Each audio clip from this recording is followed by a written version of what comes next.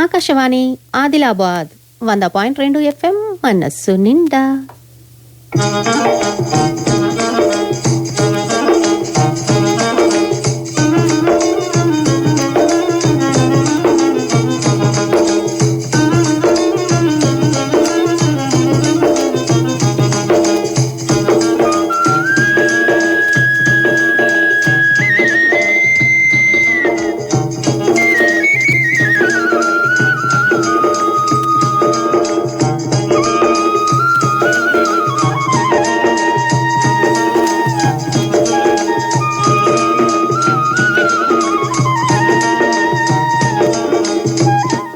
కిసాన్ వాణి.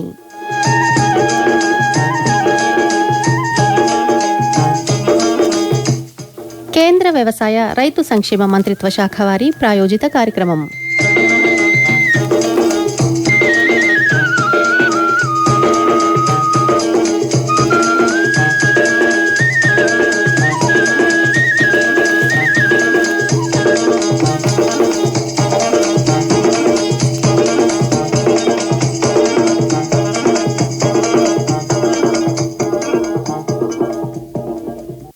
రైతులు విత్తనం పెట్టిన కానుంచైతే పంట చేతికొచ్చేదాకా ఎంతో శ్రమిస్తూ పంటకు కావలసిన ఎరువులను మందులను ఎప్పటికప్పుడు పంటకు అందిస్తూ మంచి దిగుబడులను ఆశిస్తూ ఉంటారు.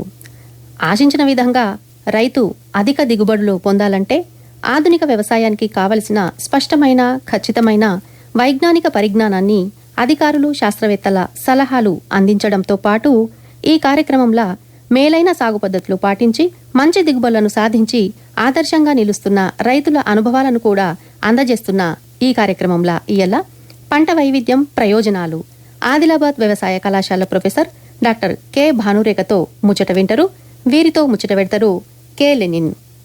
అనంతరం రైతు అంతరంగంలో పత్తి సాగులో అనుభవాలు తలమడుగు మండలం సుంకిడి గ్రామానికి చెందిన ఖ్యాతం దత్తురెడ్డితో యు దినేష్ పెట్టిన ముచ్చట ప్రసారమవుతుంది. రైతు సోదరులకు ఇఫ్కో వారి శుభవార్త. ఆధునిక వ్యవసాయ రంగంలో సరికొత్త ఆవిష్కరణ. ఆరోగ్యవంతమైన నేలను భావి తరాలకు అందిద్దాం అన్న దృఢ సంకల్పంతో యూరియా డిఏపి బస్తాల కష్టాల్ని తీర్చేందుకు ప్రపంచంలోనే మొట్టమొదటిసారిగా nano urea plus nano DAP తయారు చేసి సరికొత్త సంచలనంతో మీ ముందుకొచ్చింది మన ఇఫ్కో. 1/2 లీటర్ బాటిల్లో బస్తా యూరియా బస్తా డిఏపిల శక్తి. IFFCO nano urea plus nano DAP వాడండి. తక్కువ ఖర్చుతో ఎక్కువ లాభాల్ని పొందండి. 20% నైట్రోజన్ పనితనం. IFFCO nano urea plus. అదే ఖర్చు కానీ అత్యధిక లాభం. ఇది మన యాస మన భాష మన ఎఫ్ఎం ఆకాశవాణి ఆదిలాబాద్ 100.2 FM మనస్సు నిండా. మీరు వింటున్నారు కిసాన్ వాణి. వాతావరణం. ఉమ్మడి ఆదిలాబాద్ జిల్లాలో వాతావరణం ఆకాశం మేఘావృతమై ఉన్నది. ఓ మోస్తరు నుంచి అక్కడక్కడ భారీ వర్షాలు పడే అవకాశం కూడా ఉన్నది. గాలిలో తేమ 27% గాను గాలి గంటకు 10 కిలోమీటర్ల వేగంతో వీస్తుంది. గరిష్ట ఉష్ణోగ్రత 29 డిగ్రీల సెల్సియస్ గాను కనిష్ట ఉష్ణోగ్రత 25 డిగ్రీల సెల్సియస్ గా నమోదైంది. ఇంతకు మించి వాతావరణంలో చెప్పుకోదగ్గ మార్పులేమీ ఉండకపోవచ్చు. వాతావరణ సూచన విన్నరు. ఇది ఆకాశవాణి ఆదిలాబాద్ 100.2 FM మనస్సు నిండా. మీరు వింటున్నారు కిసాన్ వాణి. అయితే అసలు పంట వైవిధ్యం అంటే ఏమిటి? వైవిధ్యం వల్ల రైతులకు ఎలాంటి ప్రయోజనాలు ఉంటాయి? అట్లనే దీనివల్ల రైతులకు ఉన్న సమస్యలేంటో ఇవల్ల విందాం. పంట వైవిధ్యం ప్రయోజనాలు ఆదిలాబాద్ వ్యవసాయ కళాశాల ప్రొఫెసర్ డాక్టర్ కె భానురేఖతో కె లెనిన్ పెట్టిన ముచ్చట్ల. ఒక్కో ప్రాంతం ఒక్కో పంటకు ప్రసిద్ధి చెంది ఉంటుంది. అట్లానే కొన్ని చోట్ల చూసినట్లయితే వైవిధ్యమైన పంటలు గుసగా మనకు కనిపిస్తాయి. మరి ఇటువంటి పరిస్థితుల్లో అసలు ఈ పంటల వైవిధ్యం అంటే ఏమి? పంట వైవిధ్యం వల్ల ఎట్లాంటి ఉపయోగాలు ఉన్నాయి? ఏ రకంగా సాగు చేయాలి? రైతులకు ఎట్లాంటి దిగుబడులు వస్తాయి? ఇందులో అధిక దిగుబడులు సాధించడానికి ఎలాంటి మార్గాలు ఉన్నాయి? ఈ వివరాలను గురించి తెలియజేయడానికి ఈరోజు మన స్టూడియోలో ఆదిలాబాద్ వ్యవసాయ కళాశాల ప్రొఫెసర్ డాక్టర్ కె భానురేఖ గారు ఉన్నారు. వారిని అడిగి ఆ వివరాలు తెలుసుకుందాం. నమస్కారం భానురేఖ గారు. నమస్తే అండి. ముందుగా మా శ్రోతలకి చెప్పండి, పంట వైవిధ్యం అంటే ఏమి? వైవిధ్యం అంటే మనం సాధారణంగా వేసేదానికంటే కూడా ఏదో కొత్త పద్ధతి అండి, వినూత్నంగా ఉన్నది. ఒకే రకమైన పంటని అంటే మనకున్న నేలలో గాని భూమిలో గాని ఒకే రకమైన పంట ఉన్న విస్తీర్ణం అంతా కూడా ఒకే పంట వేసినప్పుడు అది నార్మల్ సిచ్యువేషన్. అట్లా కాకుండా పలు రకాల పంటలు వేసినప్పుడు అంటే ఒక రకం కాకుండా ఒక 4-5 రకాలు అది మనకి ధాన్య పంటలు కావచ్చు, కూరగాయలు కావచ్చు, లేకపోతే వేరే ఆకుకూరలు కానీ వేరే రకాలైన పంటలు వేసినప్పుడు దాన్ని మనము పంట వైవిధ్యం లేక ఆంగ్లంలో అయితే క్రాప్ డైవర్సిఫికేషన్ అని అంటాం. అయితే ఇప్పుడు ఈ పంట వైవిధ్యంతోని సాగు చేసే భూమికి ఎట్లాంటి ఉపయోగాలు ఉంటాయో చెప్తారా? మామూలుగా మనం వేసే పంటల్లో ఒక్కొక్క పంటకి ఒక్కో రకమైన వేరు వ్యవస్థ కలిగి ఉంటుంది. కొన్ని లోతైన వేరు వ్యవస్థ, కొన్నేమో పైపైన ఉండేవి, కొన్ని మధ్యస్థంగా ఉండేవి. మనం ఎప్పుడైతే చాలా రకాల పంటలు వేసినప్పుడు ఏంటంటే ఒక రకమైన పంట మనకి పై పొర నుండి పోషకాలను, నీటిని గ్రహిస్తుంది. అదే వేరే రకమైన పంట మధ్యస్థంగా ఉన్న వేరు వ్యవస్థ ఉన్నది మధ్య లోతు నుండి. అలాగే బాగా దీర్ఘకాలమైన పంట, అలాగే దీర్ఘమైన మనకి ఎక్కువ లోతున్న వేర్లు ఉన్న పంట అయితే లోతు నుండి. అంటే ఇలా వివిధ రకాల భాగాల నుండి నీటిని తర్వాత పోషకాలను గ్రహించినప్పుడు ఏంటంటే వాటిలో ఉన్న కాంపిటీషన్ అనేది ఉండదు. అలాగే మనకి సమాంతరంగా అన్ని పొరల్లోంచి కూడా ఈ వనరులు ఏదైతే ఉన్నాయో అవి బాగా ఉపయోగపడతాయి. వాటి మధ్యలో కూడా పోటీతత్వం అనేది లేకుండా ఉంటది. ఉదాహరణకి మనము ఈ అపరాల పంటలను వేసుకున్నట్టయితే అవి భూమిలో నుండి తీసుకునే ఏదైతే నత్రజని ఉంటుందో అది చాలా తక్కువ, ఎందుకంటే 20 రోజుల తర్వాత అవి స్థిరీకరిస్తాయండి. అదే ధాన్య పంటలు అయితేనేమో మనం వేయాల్సిన ఎరువులు ఎక్కువ ఉంటాయి, ఎందుకంటే అవి స్థిరీకరించుకోలేవు. అలాగే ఎక్కువగా అవి పై పొరల నుండి తీసుకునే అవకాశం ఉంటుంది. ఎటువంటి పంటల్ని సాగు చేసినప్పుడు రైతులు అధిక దిగుబడులతో పాటు సుస్థిరతను సాధించవచ్చో చెప్తారా? మనం కేవలం ఎగ్జాస్టివ్ క్రాప్స్ అంటామండి. ఇప్పుడు ఉదాహరణకు ధాన్య పంటలు మాత్రమే లేదా ప్రత్తి మాత్రమే అలాగా కంటిన్యూస్ గా వేసుకున్నప్పుడు ఏంటంటే మనకి ఒక పంట యొక్క ధర అనేది సరిగ్గా పలకగా లేకపోతే తక్కువ ధరలు ఉన్నాయనుకోండి పూర్తిగా నష్టపోతారు. లేదా ధరలు ఎక్కువ ఉన్నప్పుడు వస్తే మంచిది, సంతోషం. అలా కాకుండా పలు రకాల పంటలు ఎప్పుడైతే మనం వేస్తామో ఆపరాలు కానీ, ధాన్యపు గింజలు కానీ, తర్వాత కూరగాయలు, నూనె గింజలు, ఇలా కొంచెం కొంచెం విస్తీర్ణంలో వివిధ రకాల పంటలు వేసినప్పుడు మనకి డిమాండ్ అండ్ సప్లై ఏదైతే ఉందో ఈ ఒక పంటకి ధర తగ్గినా గానీ మనం ఇంకొక పంట నుండి పొందొచ్చు. లేదా ఒక్కోసారి బెట్ట పరిస్థితులు ఉన్నప్పుడు పూర్తిగా పంట నష్టపోయేది ఉంటా. అలా కాకుండా ఒక పంట నష్టపోయినప్పటికీ వేరే పంట నుండి రావడం. అలాగే చీడపీడలు కూడా ఒకటే వేసినప్పుడు ఉధృతి ఎక్కువ ఉన్నప్పుడు మొత్తం పంట కోల్పోతాం. అట్లా కాకుండా మనం వివిధ రకాలు వేసినప్పుడు ఏంటంటే మనకి చీడపీడలను కూడా తట్టుకుని ఉన్న రకాలు ఏవైతే ఉన్నాయో దిగుబడినిచ్చి నష్టాల్లో కూరుకుపోకుండా కాపాడుతాయి. ఇప్పుడు ఈ పంట వైవిధ్యం అనే దాన్ని రైతులు అంటే అన్ని రకాల రైతులు అన్ని నేలల్లో కూడా పాటించే అవకాశం ఉందా? తప్పకుండా.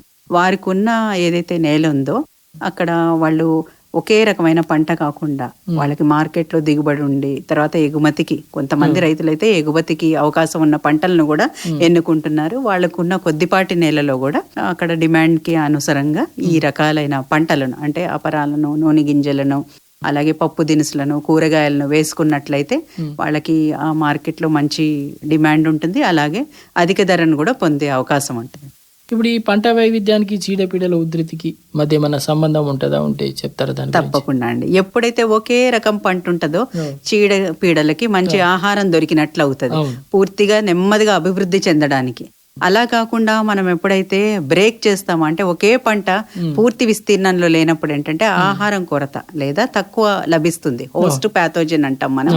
ఆ బ్యారియర్ ఏదైతే ఉందో ఆ సంబంధం అనేది తగ్గించబడి మనకి ఈ చీడపీడల ఉధృతి కూడా వేరుగా ఉంటది. ఒక పంట మీద ఒకలాగా, ఒక పంట మీద ఒక వేరే వేరే కుటుంబాలకు చెందిన పంటలు వేసుకుంటాము గనక చీడపీడల ఉధృతి కూడా తక్కువగా ఉంటది. అయితే అట్లనే వాతావరణ మార్పుకు ఈ పంట వైవిధ్యానికి కూడా ఏమైనా సంబంధం ఉంటుందా? ఒకటే పంట ఉదాహరణకి మనకి అధిక ఉష్ణోగ్రతలు, అలాగే అధికంగా కార్బన్ డైఆక్సైడ్ అంటాం మనం. ఇది వాతావరణంలో ఎక్కువ ఉండడం వల్ల మనం గ్లోబల్ వార్మింగ్ లేదా భూతాపం అని అంటాం.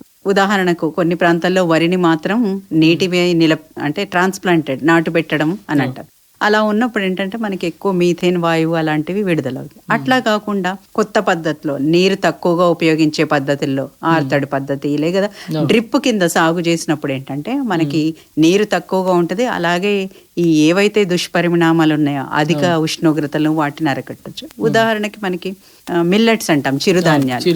ఇవి అధిక ఉష్ణోగ్రతలు ఉన్నా తక్కువ నీటితోటి, తక్కువ ఫర్టిలైజర్స్ తోటి, చీడపీడలు తక్కువ ఉండి బాగా మనకి దిగుబడినిచ్చే అవకాశం ఉంది. సో ఇలాగా పంటల్ని కూడా ఒకే రకమైన పంట కాకుండా వాతావరణానికి అనుగుణంగా మనము అనువైన పంటలను అలాగే రకాలను కూడా తర్వాత మనకి బెట్టని తట్టుకునే రకాలను వేసుకున్నప్పుడు మనం నీటిని అలాగే వేరే వనరులను కూడా అనుగుణంగా చేసినప్పుడు ఈ వాతావరణ మార్పుని అరికట్టవచ్చు, అలాగే దానికి అనుగుణంగా పంటల సరళిని వేసుకోవచ్చు. అయితే ఇప్పుడు ఏదైతే ఈ పంట వైవిధ్యం ఉన్నదో దీన్ని పాటించే క్రమంలో రైతులు ఎక్కువగా అంటే ముఖ్యంగా ఎలాంటి విషయాల మీద ఎలాంటి అంశాలని పరిగణలోకి తీసుకోవాల్సి ఉంటది, ఆ వివరాలు చెప్తారు? ఏ రైతైనా కానీ వేసిన పంట నుండి మంచి లాభాలు దిగుబడులు కావాలని కోరుకుంటారు. అవును. కానీ ఇది అన్ని సమయాల్లో అనుకున్నట్లుగా జరగదు. మనం ఒకే పంటకు వెళ్ళినప్పుడు మనం ఇందాక చెప్పుకున్నట్టు అనుకోకుండా బెట్ట పరిస్థితులు వచ్చినా లేకపోతే అధిక వర్షాలు వచ్చినా ఒక పంట తట్టుకోలేనప్పుడు ఏంటంటే పూర్తిగా నష్టపోతారు రైతులు. అలా కాకుండా మనము పలు రకాల పంటలను, అంటే ఉదాహరణకి ధాన్యపు గింజలతో పాటు ఎక్కువ మార్కెట్ డిమాండ్, తర్వాత ఎగుమతికి అవకాశం ఉన్న కూరగాయల పంటలను, అలాగే కొన్ని రకాల మనం కర్బూజా గాని లేకపోతే మెలన్స్ అంటాము, కూరగాయల్లో కూడా మంచి పోషకాలు ఉన్న వాటిని ఎన్నుకుని వేసుకున్నట్లయితే మార్కెట్ డిమాండ్కి అనుగుణంగా మార్కెట్లో మనకి లాభాలు వచ్చే పంటలను తెలుసుకుని వేసుకోవడం వల్ల ఏంటంటే మనకి అధిక దిగుబడులు, అలాగే మనం ఈ నేలని తర్వాత వాతావరణాన్ని కూడా మనం కొంచెం శ్రద్ధ పెట్టినట్టు ఉంటుంది అన్నమాట. మన తెలంగాణ విషయానికి వస్తే ఏ జిల్లాల్లో ఎన్ని పంటలు సాగులో ఉన్నాయో చెప్తారా? 77 పంటల వరకు ఉన్నాయండి. కానీ చూసుకున్నట్లయితే ఎక్కువ జిల్లాల్లో అధికంగా ప్రథమ స్థానంలో అయితే మనకి వరి, ఆ తర్వాత మొక్కజొన్న, తర్వాత ప్రత్తి, అపరాలు, తర్వాత నూనె గింజ పంటలు, ఫాలోడ్ బై కూరగాయలు ఉన్నాయండి. 77 ఉన్నప్పటికి కూడా ఎక్కువగా ఇవి మాత్రం సాగులో ఉన్నాయి. అయితే ఈ పంట వైవిధ్యం అనేది ఏ జిల్లాలో ఎక్కువగా కనిపిస్తుంది మనకు? ఏ జిల్లాలో ఎక్కువ ఉంది? మన పక్క జిల్లాలో చెప్పుకున్నట్టయితే నిర్మల్ అండి, అలాగే మనకి వికారాబాద్, సంగారెడ్డి, ఈ 3 జిల్లాల్లో కూడా కొంచెం పంట వైవిధ్యం అనేది ఎక్కువగా ఉంది. ఎక్కువ రకాల పంటలను వేసుకుంటున్నారు. అయితే ఇప్పుడు ఈ పంట వైవిధ్యానికి పంట మార్పిడికి మధ్య ఏమన్నా తేడా ఉంటుందా? పంట మార్పిడి అంటే ఇప్పుడు ఉదాహరణకి మనం ఖరీఫ్ లో ఒక పంటను వేసుకున్నాం, ప్రత్తిని వేసుకున్నాం, తర్వాత చలికాలం అంటే రబీకి వచ్చినప్పుడు శనగ వేసుకున్నాం. అంటే ఒక పంట తర్వాత ఒక పంట వేసుకున్నట్లయితే పంట మార్పిడి, భూమి అక్కడే ఉండే. కానీ ఈ పంట వైవిధ్యం అనేసరికి ఒకటే సీజన్ లో మనము పలు రకాల పంటలు, అంటే ఉదాహరణకి ఎలా ఉంటదంటే అంతర పంటలుగా వేసుకోవచ్చు. ప్రత్తిలో అపరాలు గాని, లేకపోతే మనకి మిల్లెట్స్ లో ఏదన్నా నూనె గింజలు గాని, అంటే ఒకే సమయంలో వివిధ రకాల పంటలు ఒకే సమయంలో ఉన్నట్లయితే దాన్ని మనం పంట వైవిధ్యం అని అంటాం. ఇది వీటి రెండిటికి మధ్యలో వ్యత్యాసం అనమాట. అంటే మొత్తం మీద ఈ పంట వైవిధ్యం అనేది రైతుకు లాభదాయకమేనా అంటారా? తప్పకుండా అంటే ఇప్పుడు మనం చెప్పుకున్నట్లయితే వాతావరణ మార్పు అని అంటాం. ఎప్పుడు వాతావరణం ఒకప్పుడు ఏంటంటే పూర్వం ఈ టైంలో వర్షాలు పడాలి, ఈ టైంలో ఎండలు ఇలా ఉంటాయి అనేది ఖచ్చితంగా ఉండేది. కానీ ఇప్పుడు అలా జరగట్లేదు. వాతావరణ మార్పు వల్ల అకాల వర్షాలు లేకపోతే బెట్ట పరిస్థితులు నెలకొంటున్నాయి. మనం ఎప్పుడైతే వాతావరణాన్ని మనం కంట్రోల్ చేయలేమో అలా ఉన్నప్పుడు ఒక్క పంట మీదే ఆధారపడకుండా నష్టాల్లో కూరుకుపోకుండా తర్వాత వేరే విషయాల్ని పరిగణలోకి తీసుకున్నప్పుడు ఒక పంట కాకుండా పలు రకాల పంటలు వేసుకున్నప్పుడు ఒక పంట వల్ల నష్టం కలిగిన మిగతా పంటలు మనని కాపాడే అవకాశం ఎక్కువగా ఉంటది గనక ఈ పంట వైవిధ్యాన్ని తప్పకుండా పాటించాలండి. చాలా సంతోషం భానురేఖ గారు. ముఖ్యంగా పంట వైవిధ్యం అంటే ఏమి, దానివల్ల ఉపయోగాలు ఏమున్నాయి అనే దాని గురించి సవివరంగా తెలియజేసిండ్రు. మరి రైతులు ఎప్పుడు ఒకే రకమైన పంట వెంట వెళ్లకుండా ఇలా వైవిధ్యమైన పంటల సాగు ద్వారా నష్టాల్ని నివారించుకోగలిగడానికి ఇది ఒక చక్కటి ఉపాయమని సూచిస్తున్నారు. మొత్తం మీద రైతులు ఈ దిశగా అడుగులు వేస్తారని ఆశిస్తూ, అందుకు ఇప్పుడు మీరు చెప్పిన ఈ సూచనలు, సలహాలు, ఈ విషయాలు ఉపకరిస్తాయని భావిస్తూ ఈ చక్కని సమాచారాన్ని తెలియజేసినందుకు మీకు మరొకసారి ధన్యవాదాలు. నమస్కారం. నమస్తే అండి.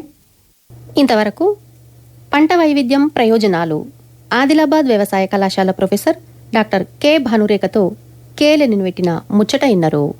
రైతు సోదరులకు ఇఫ్కో వారి శుభవార్త. ఆధునిక వ్యవసాయ రంగంలో సరికొత్త ఆవిష్కరణ. ఆరోగ్యవంతమైన నేలను భావి తరాలకు అందిద్దాం అన్న దృఢ సంకల్పంతో యూరియా DAP బస్తాల కష్టాల్ని తీర్చేందుకు ప్రపంచంలోనే మొట్టమొదటిసారిగా nano urea plus nano DAP తయారు చేసి సరికొత్త సంచలనంతో మీ ముందుకొచ్చింది మన ఇఫ్కో. 1/2 లీటర్ బాటిల్లో బస్తా యూరియా, బస్తా DAPల శక్తి. IFFCO nano urea plus nano DAP వాడండి. తక్కువ ఖర్చుతో ఎక్కువ లాభాల్ని పొందండి. 20% నైట్రోజన్ పనితనం. IFFCO nano urea plus. అదే ఖర్చు కానీ అత్యధిక లాభం. మీరు వింటున్నారు కిసాన్ వాణి 100.2 FM ద్వారా. కార్యక్రమంలో ఇప్పుడు విందాం రైతు అంతరంగం శీర్షికన పత్తి సాగులో అనుభవాలు. అయితే ఈ రబీ కాలం ఎక్కువ మంది రైతులు పత్తిని పండిస్తారు. మరి పత్తిని ఏ విధంగా సాగు చేయాలా, దానికి తీసుకోవలసినటువంటి జాగ్రత్తలేందో ఇప్పుడు తెలుసుకుందాం పత్తి సాగులో అనుభవాలు. తలమడుగు మండలం సుంకిడి గ్రామానికి చెందిన ఖ్యాతం దత్తురెడ్డితో ముచ్చట విందాం. వీరితో ముచ్చట పెట్టింది యు దినేష్. ఖ్యాతం దత్తురెడ్డి గారు, మీకు నమస్కారం అండి. నమస్కారం అండి. మీకెంత భూమి ఉంటుందండి? మాకు 9 నుంచి 10 ఎకరాలు ఉంటుంది. ఏమేమి పంటలు వేసినారు ఈ భూమిలో? పత్తి, తోరి. అంటే ఎన్ని సంవత్సరాల నుంచి అదే భూమిలో పత్తి పెడుతున్నారు మీరు? మేము ముందటి సంది ఎప్పుడే మధ్యలో 2 జోకులు సోయాబీన్ వేసినాం. అంటే పంట మార్పిడి తక్కువనే. పంట మార్పిడి తగ్గని వాటర్ లేవు. మరి పంట మార్పిడి చేస్తే ఇంకా దిగుబడులు మంచిగా వస్తాయి కదా పత్తిలో. కానీ మాకు వాటర్ లేవు. మళ్ళీ సెకండ్ క్రాప్ వేయడానికి వాటర్ లేక ఇబ్బంది అని. ఆ సోయాకి ఏం వాటర్ అవసరం పడుతుంది? సోయా మళ్ళీ సెకండ్ క్రాప్ తీయటానికి వాటర్ లేవని వేసులు లేవు. కంది ఉంటుంది కదా, అట్లా సోయాలో వేసుకున్నచ్చు కదా. మళ్ళా సోయలు కోయడానికి ఇబ్బంది అవుతున్నదని కూలీలు దొరకలేరని సోయాబీన్ వేయడం లేదు. మిషన్ పోదు, అక్కడికి దూరం ఉన్నది, రోడ్ సౌకర్యం లేదు. మరి ఇట్లా పత్తి మీద పత్తి పెడితే మరి దిగుబడులు వస్తాయా? మరి ఎంత దిగుబడి తీస్తారు? దిగుబడి ఎంతేమిగా 7 నుంచి 8 మధ్యలో వస్తుంది. ఎన్నిసార్లు మందు కొడతారు అట్లా మీరు? 8, 9 అట్లా 10 మంచిగా అనిపిస్తే 10, 12 అవుతుంది. బీటీ పత్తులకు 10-12 సార్లు మందులు అవసరం పడుతుంది. కొట్టకపోతే మాత్రం దిగుబడి రావు. బీటీ పత్తులకు అవసరం లేదంటారు కదా. కానీ అవసరమే, దిగుబడి రాదు. లేకపోతే ఖర్చు ఎక్కువ అయిపోతుంది కదా. దాంతో ఖర్చు ఎక్కువ అయిపోతా అంటే మనకు అంత ఖర్చులకు కూడా వెళ్ళాయి కదా. అడుగు మందులు ఎన్నిసార్లు వస్తారు? అడుగు మందు 3 నుంచి 4 సార్లు వస్తాం. వర్షం పడితే 4వ ఉంటుంది, లేకపోతే లేదు ఇక. లేదు, లేకుంటే 3 సార్లు. అయితే మీకు నీళ్లు లేవంటున్నారు, మరి బోర్ ఏం వేసుకోవాలని ఆలోచన రాదు? ఒక్కొక్క చేనుకు 3-4 బోర్లు రేపించిన వాటర్ వల్లే. మరి ఏమన్నా చెరువు లాంటిది, కుంట లాంటిది తవ్వుకోలేకపోయినారు అట్లా? మీ చేను అనేది తవ్వుకున్నది ఒక 1/2 ఎకరంలో. 1/2 ఎకరంలో అంటే పడతాయి, పడకపోవచ్చు. భూమి ఖాళీ వేస్ట్ ఉంటుంది కదా. 9-10 ఎకరాలప్పుడు 1/2 ఎకరం పెద్ద కష్టం కాదు కదా. పడచ్చు, పడకపోవచ్చు కదా. వర్షం నీళ్ళు అయితే ఉంటాయి కదా అందులో. వర్షం నీళ్ళు మళ్ళీ సరిపోవు కదా. ఒక 2 తడులకు సరిపోతే అయిపోతుంది. చాలా మంది చేస్తారు అట్లా. సరిపోవు. మాది అంత కఠినం భూమి ఉన్నది, పడకపోవచ్చు. ఇక భూమి వేస్ట్ ఖాళీ పోతుంది కదా. అందుకే ఎట్లా ఉంది మరి ఇప్పుడు పత్తి? పత్తి జౌకులు పట్టినాయి సార్. మీ ఎన్ని ఎకరాలు జౌకు పట్టింది? మాది 4 ఎకరాలు జౌకు పట్టింది. ఎట్లా తీస్తారు ఆ జౌకులోకి వెళ్ళి? గట్లనే ఎర్ర ఉన్నాయి పంటలు. ఇక మందు పోసుడు పెరిగినంత సేపు పెరుగుతాయి. లేకపోతే లేదు. ఇక ఒక 2 జోకులు ఎక్స్ట్రా పోసుడు. ఇక మందులు ఎక్స్ట్రా పోసుడు ఈ జోకు. ఇక అంటే ఇప్పటిదాకా వర్షాలు ఎక్కువ ఉన్నట్ట, సాధారణం ఉన్నట్ట, ఏమన్నా తక్కువ ఉన్నట్ట? బాగా ఎక్కువ ఉన్నాయి సార్. ముసురు బాగా ఇబ్బంది చేసినట్టు మరి. బాగా ఫుల్ ఇబ్బంది అవుతున్నది. అది పడేళ్ళిపోతే ఏం కాదు, ముసురు పెట్టుకొని ఉండదు అంటారు. నెల కంటిన్యూ ఉండి మొదట్లో వర్షాలు పడలేవు, తర్వాత వర్షాలు ఒక తరిగి వర్షాలు ఒక్క తరిగి నీళ్ళు నిలిచినాయి మరి చేనులో, పత్తి చేను? నిలిచినాయి సార్. మరి ఎన్ని రోజులు ఎండ కొడితే పత్తి దారిలోకి వస్తుంది? ఒక 10-15 రోజులు ఎండ పడుతుంది, ఎండితే దారిలోకి వస్తుంది. దారిలోకి వస్తుంది, లేకపోతే రాదు. గడ్డి ఎట్లా తీసిండ్రు, కలుపులు ఎట్లా తీసిండ్రు? గడ్డి మందులు కొట్టుకున్నాడు. ఇక కలుపుకైతే లేబర్ ఛార్జ్ ఎక్కువ పడుతున్నది. గడ్డి మందు కొట్టుకుంటున్నాం. మరి డౌరాలు ఎట్లా వేస్తారు? డౌరలు నడయి సార్. అంటే జౌకు దాంట్లో నడయా, జౌకులే నడుస్తా నడయా? జౌగు దాంట్లో నడయి, ఎలుతురు భూములలో నడుస్తాయి. ఎలుతురు భూములు కూడా ఇప్పుడు ఏమి కంటిన్యూ పడుతున్నాయి కదా, అందుకే అవి కూడా నడుస్తలేవు. మరి 2-3 సార్లు కొడతారు ఆఖరి దాకా డౌరలు? అంటే 6-7 జోకులు కొడతాం. ఇప్పుడైతే నడుస్తలేవు, నెలాయ. మీ అనుభవం ప్రకారంగా ఈ ఆగస్టు నెలలో పత్తులు ఇప్పుడు మంచిగా ఉన్నాయా, నిరుడు మంచిగా ఉన్నాయి? పోయిన సంవత్సరం బాగుంది. ఎందుకంటే ఈ వర్షాలు ఎక్కువ వేయడం, వర్షాలు ఎక్కువైనాయి. ఈ పాటికి నడుమంటి వస్తుండే, మొత్తం బోదే కప్పకపోతుండే, బోయ కప్పకపోతుండే. వర్షాలతో ఇబ్బంది అవుతుంది. వర్షాలతో మస్తు ఇబ్బంది. అయితే మరి ఇప్పుడు మామూలుగా కాలాలు తీసినా కానీ, కట్టలు కట్టినా కానీ జౌకు నుంచి బయట తీయరాదా భూమిని? తీయరాదు సార్. కాలువలు కట్టలు కట్టినా కానీ కాలువలలో అట్లనే ఉండిపోతున్నాయి. భూమి ఒక్క లేవల్ లేదు కదా, ఒక్క లేవల్ లేక అన్ననే కాలువలలో నిలిచి ఉండిపోతుంది. ఇప్పటిదాకా ఎన్నిసార్లు అడుగు మందులు వేసిండ్రు మీరు? మేము ఇప్పుడు ఒక 2 సార్లు అయిపోయింది, ఇంకో 2 సార్లు అయితే కంపల్సరీ అయ్యేవాడు సార్. అంటే ఇప్పుడు ఆన ఎల్తిరిచ్చినాక పోసారా? ఇదే ముసులులోనే పోసేసినాము. ఇక మళ్ళా లేట్ అవుతుందని ఇక వర్షములే పోసేసినాం. అంటే డిఏపి యూరియానే వస్తారా, ఇంకా వేరే ఏమైనా వస్తారా? డిఏపి, యూరియా, 20 పొటాష్ లాస్ట్లో. మరి తొగరి ఎట్లా ఉన్నది మరి జౌక్? తొగరి ఉల్లారిపోతున్నది. తొగరి అసలే ఆగదు, ఆగది, ఇక అదిలిపోతుంది, ఉల్లారిపోతుంది.